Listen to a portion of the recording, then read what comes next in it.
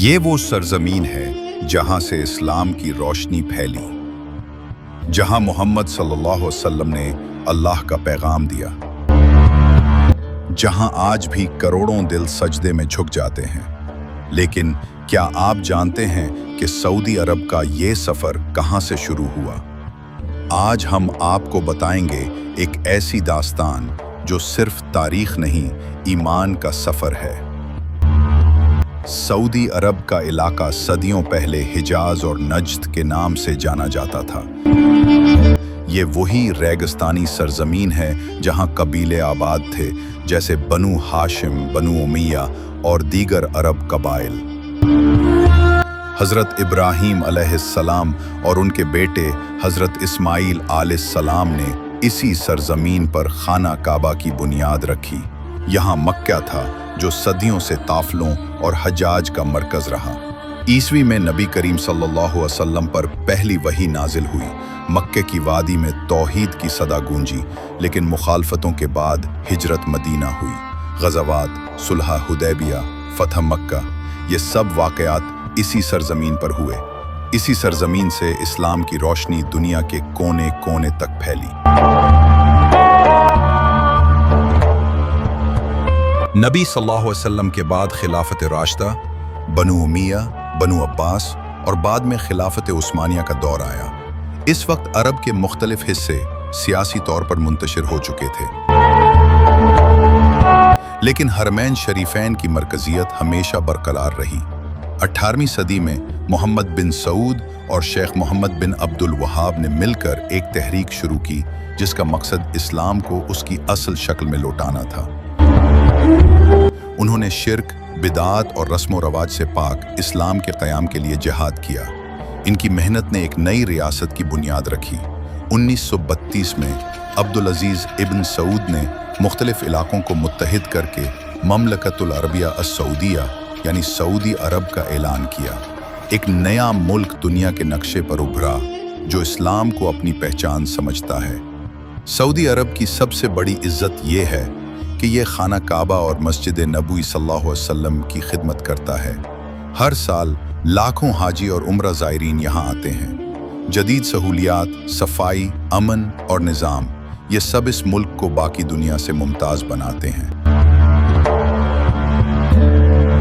حضرت اسماعیل کے قدموں سے جب زمین میں پانی نکلا تو زمزم کا چشمہ جاری ہوا۔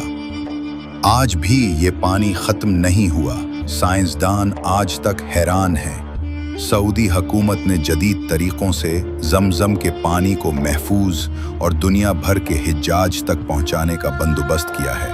روضہ رسول پر سلام کی روایت، روضہ مبارک پر جانا، سلام پیش کرنا، صدیوں پرانی سنت۔ سعودی حکومت نے باقاعدہ السلام علیک یا رسول اللہ کی لائننگ اور سیکیورٹی کا بہت مؤدبانہ نظام قائم کیا ہے۔ روزہ اطہر کی خدمت کو سعودی حکومت ایک ایمانی ذمہ داری سمجھتی ہے، نہ کہ صرف انتظامی کام۔ سعودی حکومت نے نہ صرف مسجد الحرام اور مسجد نبوی کی دیکھ بھال کی ہے، بلکہ ان تاریخی مساجد جیسے مسجد قباء، پہلی مسجد اسلام میں، مسجد القبلتین، قبلہ تبدیل ہونے کی جگہ، ان مقامات کی جدید توسیع اور حفاظت ایک روحانی ورثہ ہے۔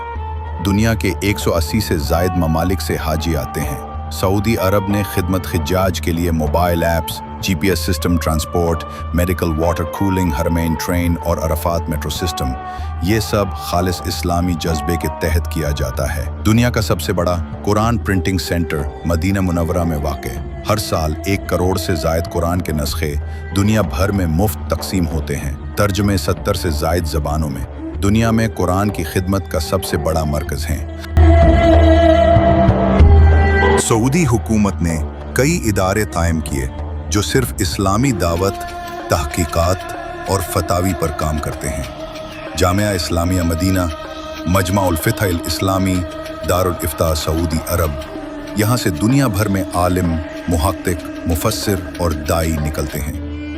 روضہ رسول کی اندرونی روحانی کیفیت ایک خاص نقطہ جو کم لوگ جانتے ہیں۔ سعودی حکومت کی ہدایت پر روضہ رسول کی صفائی روزانہ زعفران، عود اور خاص خوشبوؤں سے کی جاتی ہے۔ یہ کام نہایت ادب اور عشق سے انجام دیا جاتا ہے۔ غار حرا، कार सौर, मैदान बदर, जबल अहद। इन मकामात की निशानदही, सफाई और सिक्योरिटी सऊदी हुकूमत की अव्वलीन तरजीह है। आज का सऊदी अरब सिर्फ तेल या दौलत की वजह से मशहूर नहीं, बल्कि विजन 2030 जैसे मंसूबे इस बात का सबूत हैं कि ये मुल्क तरक्की के साथ दीन पर भी कायम है।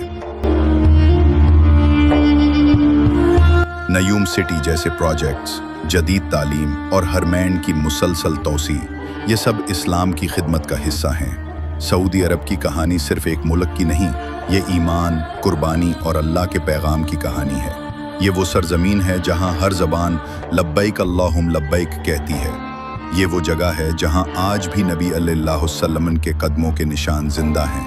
अगर आपको ये ईमान अफरोज़ दास्तान पसंद आई हो तो हमारे चैनल द फेथ स्टोरी को ज़रूर सब्सक्राइब